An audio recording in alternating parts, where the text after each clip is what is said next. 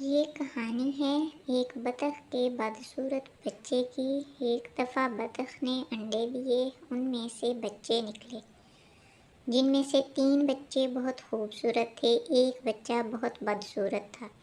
تینوں بچے اس کا مذاق اڑاتے، وہ تینوں بچے اکٹھے کھیلتے اور اس کو اپنے ساتھ نہ کھلاتے۔ بطخیں جب اس بچے کو دیکھتی تو وہ اس کا مذاق اڑاتی۔ وہ ایک دن گھر سے چلا گیا کیونکہ وہ بڑا پریشان تھا۔ سردی کا موسم شروع ہو گیا، اسے بہت ٹھنڈ محسوس ہونے لگی۔ اس نے گھر واپس جانے کا ارادہ کیا۔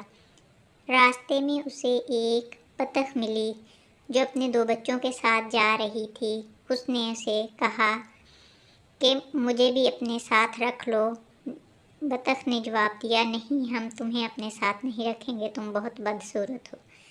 اسے ایک مرغی ملی جو اپنے بچوں کے ساتھ جا رہی تھی۔ مرغی سے اس نے کہا کہ مجھے اپنے پاس رکھ لیں۔ مرغی نے بھی اسے یہی جواب دیا۔ اس نے کہا، چلو بلیاں مجھے کھا لیں گی۔ بلیاں اس کو دیکھ کر ہنسنے لگیں اور اس کا مذاق اڑانے لگیں۔ بلیوں نے بھی اس کو نہ کھایا اور وہ آگے چلا گیا۔ بلیاں اس کی طرف دیکھ کر ہنستی رہیں۔ وہ دور تک جدھر تک جاتا رہا، بلیوں نے اس کا پیچھا کیا اور اسے آوازیں کسیں۔ اسے راستے میں ایک کتا ملا، کتے نے بھی اس کو نہ کھایا۔ ایک کسان اسے اپنے گھر لے آیا۔ کسان کے گھر میں ایک بلی تھی۔ بلی نے اسے بہت تنگ کیا۔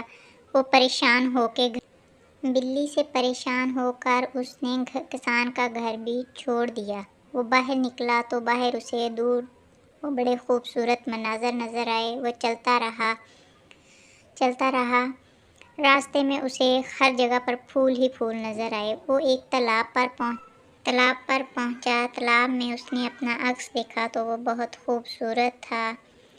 آگے اس نے ایک تالاب میں ایک راج ہنس کو دیکھا۔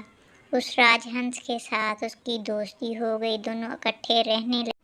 اس نے راج ہنس سے دوستی کر لی، دونوں اکٹھے رہنے لگے اور خوش رہنے لگے۔